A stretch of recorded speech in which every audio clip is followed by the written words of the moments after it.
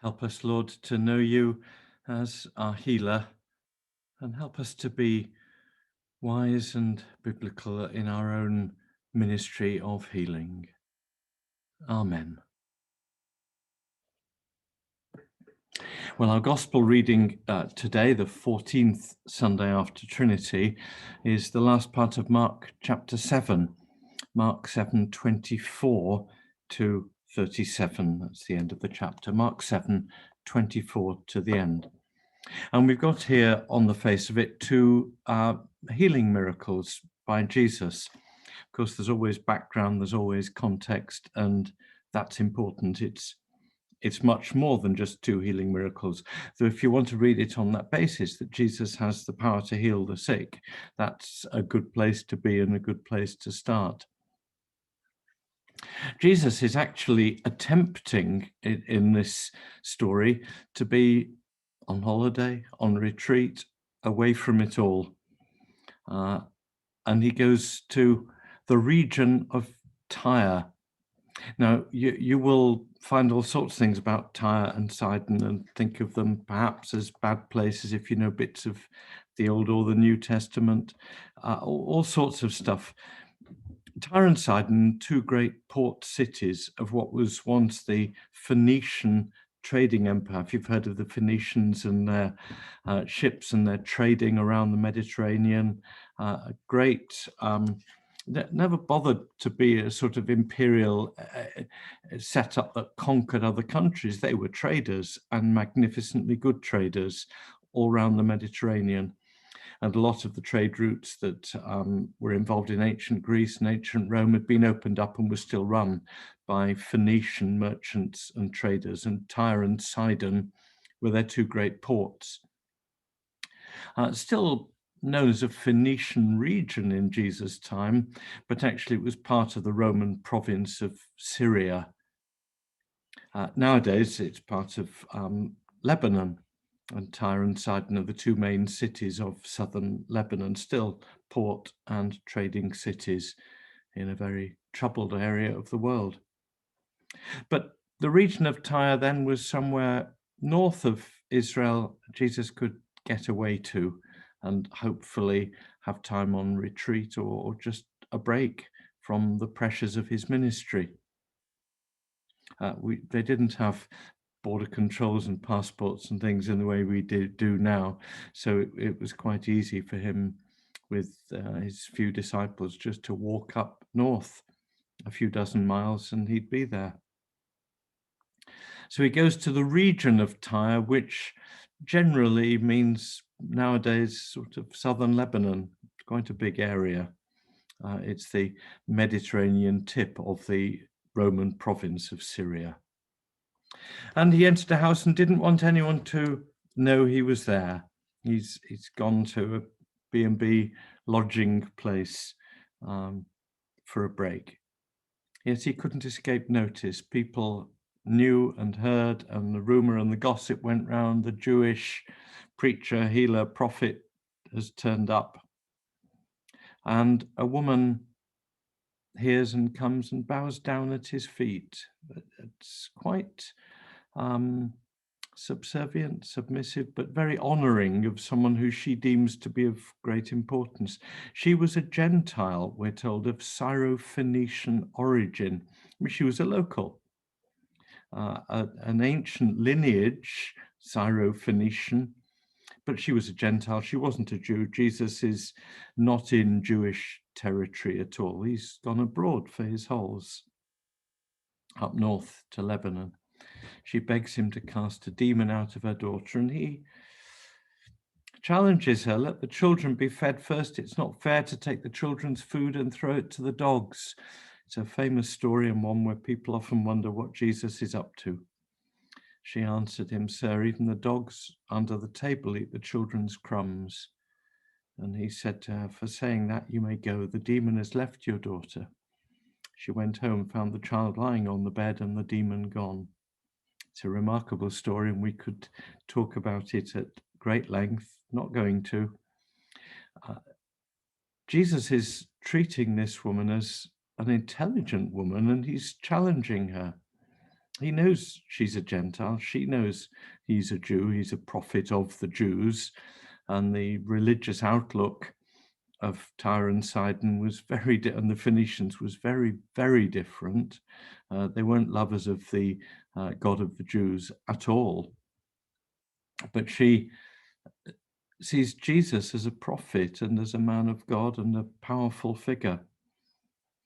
And he says, I'm here as ministering to the Jews. I'm Jewish. My religion is the Jewish religion. I've come to feed the children of God. Why should I take my ministry to the children of God, the Jewish people, and throw it to the dogs? Yet it is slightly rude. It's not the rudest he could be, but we could say it's not respectful. Although in her conversation, he's treating her as intelligent. He's throwing this challenge at her, but he's not being highly respectful in our terms, in the way we would expect and hope. On the other hand, the Jews and the Phoenicians and their views of each other's religion weren't exactly respectful at all.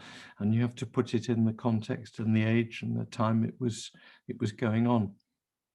But her response, even the dogs under the table eat the children's crumbs. She seems to be implying and saying, well, yeah, I know your religion is better than ours. Your God is the real one. If you want to think of the people of Israel as God's children and us as just dogs, then I'll accept that. I'm not going to argue, but the family doesn't let the dogs starve. And for saying that, Jesus heals her. It's a strange story. You can think about it as much as you want. You can think about Jesus' primary ministry to the Jews, as he insists on a number of occasions. He also insists that salvation will go out from the Jews to all, but that it begins with the Jews. And she isn't objecting to that. She's accepting Jesus' ministry as primarily for the Jews and her people as secondary recipients in a way. And all ends well. She accepts what Jesus is saying about, in effect, salvation being from the Jews. Similarities here, of course, to the woman at the well in John, in what's going on. We'll come back in a minute, but we're going to another miracle because he's sort of finishing his holidays. This isn't a minute later, but it's the next paragraph. He returns from the region of Tyre, went by way of Sidon. Now, Sidon is north of Tyre, but the region is Tyre as well as the city.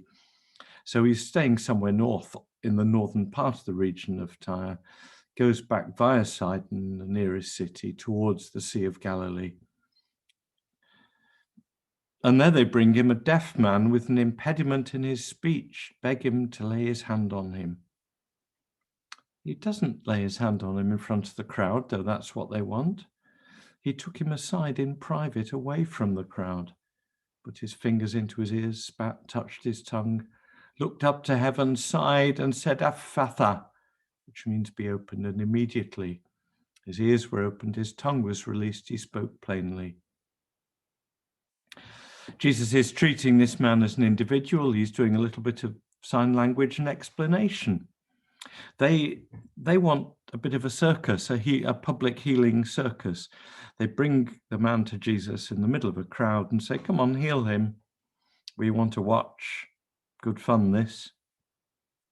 And Jesus takes him away from the crowd. Does this one completely in private. Some of his miracles he wants to do in public. Sometimes someone will come to him wanting private ministry and he forces them to go public a bit. Here it's the opposite. The crowd want public ministry. Jesus goes in private. And I think he's explaining what he's going to do. He puts his fingers into the man's ears, spits a bit of spittle, touches the man's tongue. It seems very unhealthy, not least in COVID times. But he's explaining, but spittle is often seen as a sign of healing. it cleans a wound and so on. But he's touching his tongue. He's saying, yeah, your ears, they're not working. Your tongue, it's not working. You're deaf and dumb. I know that. And then he looks up to heaven and sighs. Is he saying there God has sympathy, or I'm looking to God and I have sympathy for you? And then he says, Ephphatha, be opened. He commands the ears and the tongue to work properly. It's not he doesn't pray other than looking to heaven and sighing. He just commands. It's Jesus' authority, as it was with the woman, the Syrophoenician woman. It's all about Jesus' authority to command the ears and the mouth to work properly. And Jesus orders him to tell no one, but the more he ordered him, the more he proclaimed it. And they were astounded. He does everything well. He makes the deaf hear and the mute to speak. That isn't the purpose of the story, that he can heal someone who's deaf and dumb. Although we observe in both these stories that Jesus simply exercises authority to heal, and that's really important, and that's probably the main point of what's going on. But what I'm noticing, and I'm wanting to throw at you as a secondary point of real importance, is that Jesus treats both these people as individuals. He doesn't have a formula for his healing ministry. He doesn't treat everyone the same. They want him to lay hands and say some mumbo jumbo and someone to be healed. And Jesus says, I'm going to do this one in private. You're not going to watch. And the first one he does remotely, doesn't even ask to see the sick daughter. And he challenges the Gentile woman and says, in effect, will you accept salvation and healing as coming from the Jews? So he's treating each one differently. He hasn't been introduced. He hasn't spent a long time getting to know these people, but he can see through. He can see what's going on. He treats the Gentile woman as a Gentile. Are you prepared to receive salvation through the Jews? And she says yes. And there's a healing. And he treats the man who the crowd wants to be a spectacle as an individual, and he honors him, takes him away and ministers to him privately and explains what he's doing. Sometimes healing ministry in church has been a little bit public and over the top. You've heard of places where people just lay hands on everyone and pray loud and long. Not going on here. It's not happening here. The key to ministry of any sort is to treat each person as an individual, to challenge when appropriate, as for the Syrophoenician woman. Are you ready to accept salvation through the Jews? To minister very privately to those who don't really want to be in front of the crowd. Jesus knew this man. He got him. He understood him. To explain what you're doing and what's going on. Church shouldn't be about mumbo jumbo and ritual. Things should be explained to people who don't understand or are new or visiting or troubled or whatever. Two lovely stories. They show Jesus' absolute authority to heal, and that's really important, and it's ultimately his authority to save. But they also show that Jesus treats each one as an individual. He explains what he's doing. He cares. He won't let the crowd control, and there's no formula for how to do it. Treat each person as an individual with respect. Challenge them, yes, by all means, and explain what's going on. It's straightforward, isn't it? It's Christian behavior. Amen.